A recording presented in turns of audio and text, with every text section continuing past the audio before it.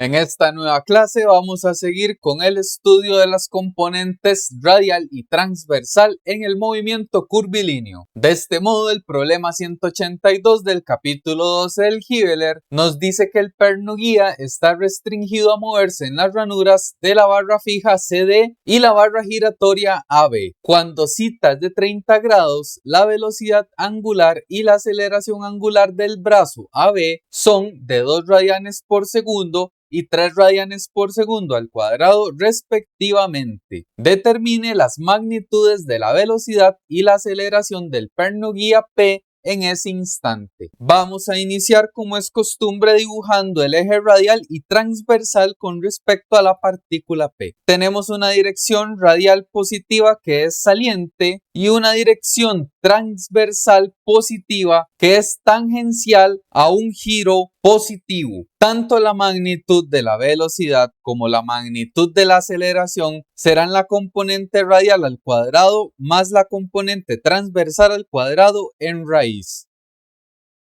Las componentes de la velocidad son simplemente, en el caso de la radial, la primera derivada de la función r, y en el caso de la transversal, la distancia radial de ese momento por la primera derivada de la posición angular.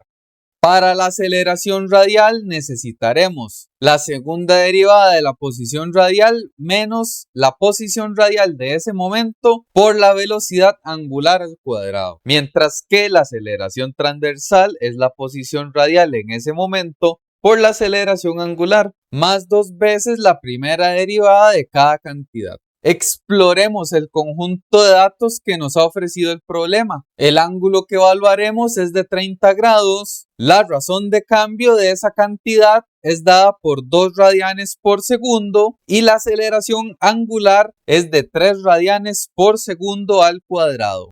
En el caso de la posición radial sabemos que sigue la ecuación 4 secante de zeta.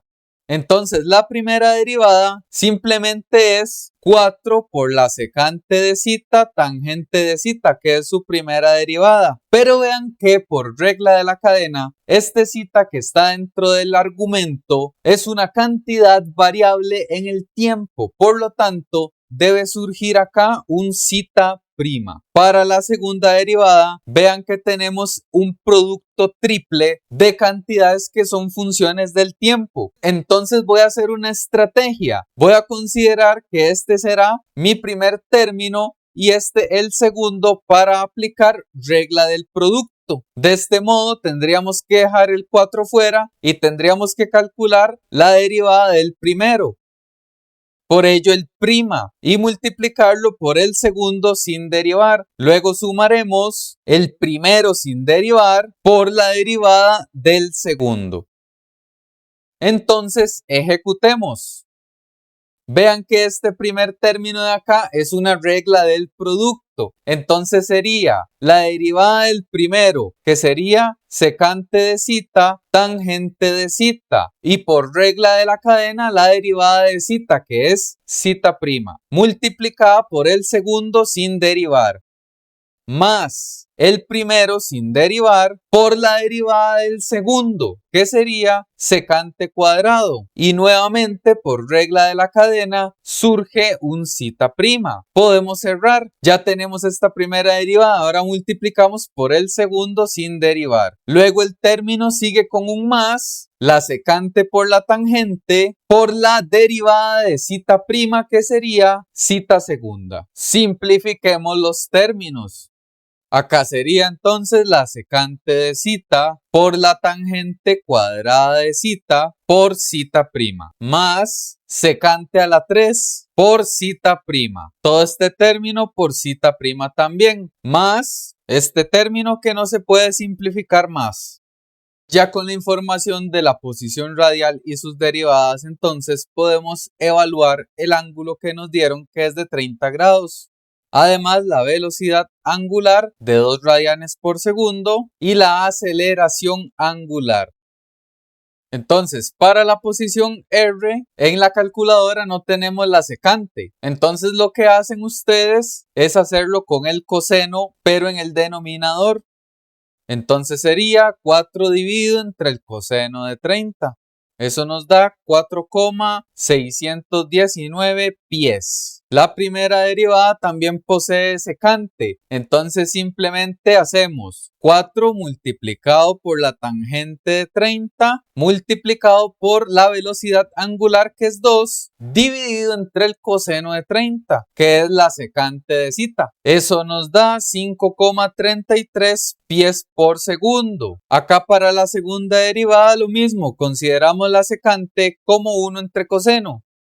Entonces nos queda la tangente cuadrada de 30 multiplicado por 2, que es la velocidad angular, dividido entre el coseno de 30, más secante al cubo, lo que sería el coseno de 30 al cubo en el denominador y en el numerador la velocidad angular.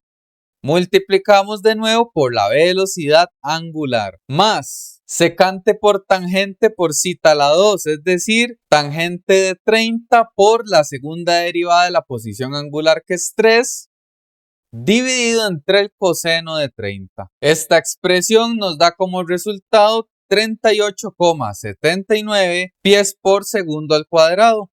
Ya con todas las derivadas evaluadas, podemos escribir las componentes radial y transversal de la velocidad y aceleración. En este caso, la componente radial sería simplemente 5,33 pies por segundo. Para la transversal, multiplicamos el radio de 4,619 por 2. Eso nos da 9,24 pies por segundo. Si calculamos directamente la magnitud de la velocidad, sería entonces cada componente al cuadrado, lo que implica que la rapidez de esa partícula en ese momento dado era de 10,67 pies por segundo.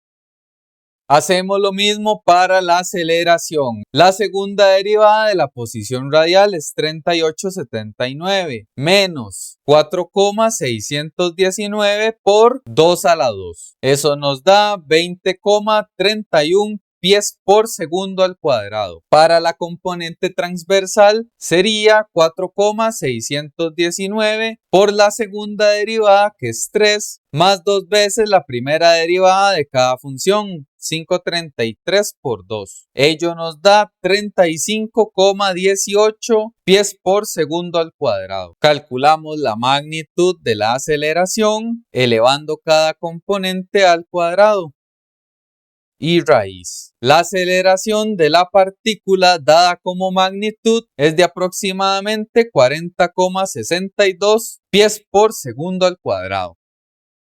Vean que tanto la velocidad como la aceleración tienen componentes positivas. Entonces la velocidad de P sería un vector que tiene radial positiva, transversal positiva y una magnitud que iría con esta inclinación en términos de la dirección radial. Para la aceleración lo mismo, componente radial positiva, componente transversal positiva. Tendremos un vector cuya dirección coincide exactamente con la dirección zeta de la velocidad.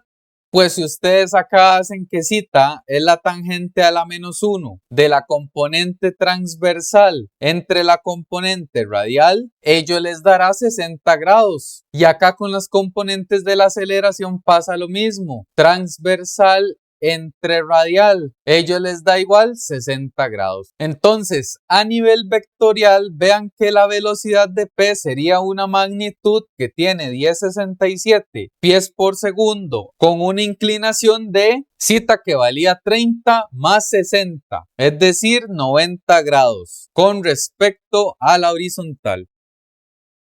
Lo mismo para la aceleración dada vectorialmente, sería 40,62 pies por segundo al cuadrado a 30 más 60, 90 grados. Y con este desarrollo el ejercicio está finalizado. Escriban sus dudas y comentarios, con gusto les contestaré. Suscríbanse al canal y nos vemos en la siguiente clase de movimiento curvilíneo de partículas. Gracias por su atención.